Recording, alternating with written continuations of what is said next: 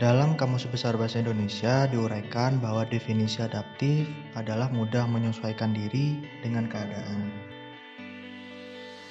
Kenapa harus adaptif? Setidaknya ada 5 alasan yang dapat menjelaskan hal tersebut, yaitu yang pertama, perubahan lingkungan strategis, bahwa lingkungan selalu berubah, oleh karenanya kita harus dituntut untuk selalu menyesuaikan terhadap perubahan tersebut.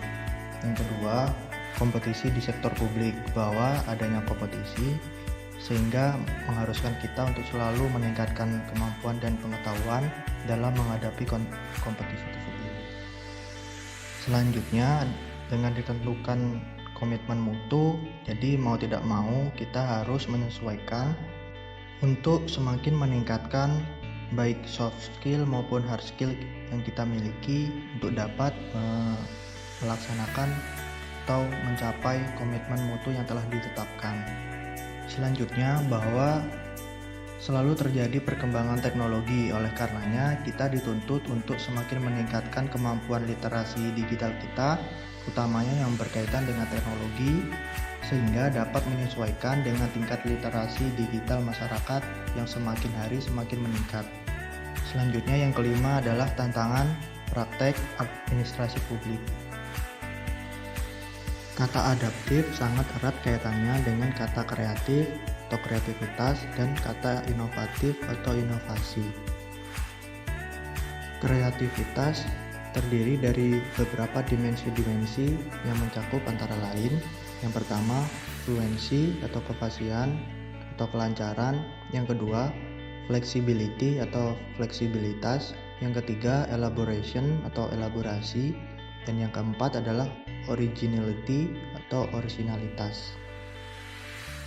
Sebagai nilai dan budaya ASN, adaptif memiliki ciri-ciri penerapan budaya di dalam lembaga pemerintahan, yaitu yang pertama, dapat mengantisipasi dan beradaptasi dengan perubahan lingkungan. Yang kedua, mendorong jiwa kewirausahaan. Yang ketiga, memanfaatkan peluang-peluang yang berubah. Yang keempat, memperhatikan kepentingan yang diperlukan antara instansi mitra, masyarakat, dan sebagainya. Dan yang kelima, terkait dengan kinerja instansi. Bahwa dunia selalu menghadapi tantangan yang bernama VUCA, yaitu yang merupakan akronim dari kata volatility, uncertainty, complexity, dan ambiguity.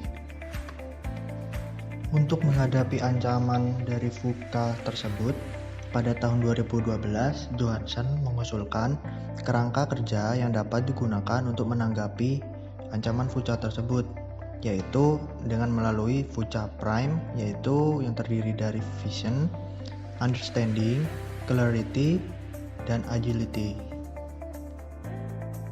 Selanjutnya, saya akan membahas mengenai nilai dasar ASN yang terakhir, yaitu kolaboratif. Kolaboratif memiliki arti nilai yang dibangun dari kerjasama antar dua atau lebih organisasi yang bertujuan menjadi lebih kompetitif dengan cara mengembangkan rutinitas bersama.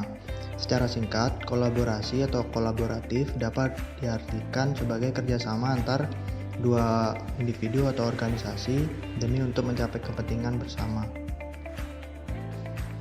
Pada tahun 2012, Ratner menyampaikan bahwa tahapan asesmen kolaborasi terdiri dari yang pertama, identifikasi terhadap permasalahan dan peluang. Yang kedua, merencanakan aksi kolaborasi. Dan yang ketiga, mendiskusikan strategi untuk mempengaruhi. Kolaboratif sangat berkaitan dengan whole of government atau WOG. WOG sendiri merupakan sebuah pendekatan penyelenggaraan pemerintahan yang menyatukan upaya-upaya kolaboratif pemerintahan dari keseluruhan sektor dalam ruang lingkup koordinasi yang lebih luas guna mencapai tujuan-tujuan pembangunan kebijakan, manajemen program, dan pelayanan publik. Ada beberapa aktivitas kolaborasi antar organisasi, yaitu yang pertama, seperti kerjasama informal, selanjutnya perjanjian bantuan bersama, memberikan dan menerima pelatihan, perencanaan bersama, menyediakan dan menerima peralatan. Selanjutnya, memberikan dan menerima bantuan teknis. Kemudian ada juga memberikan dan menerima pengelolaan hibah.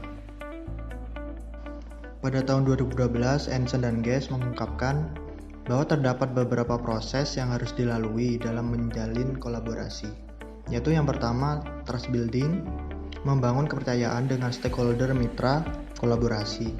Yang kedua, face-to-face dialog, melakukan negosiasi dengan baik dan bersungguh-sungguh. Kemudian yang ketiga, adanya komitmen terhadap proses, yaitu berupa pengakuan saling ketergantungan, sharing ownership dalam proses, serta keterbukaan terkait keuntungan bersama.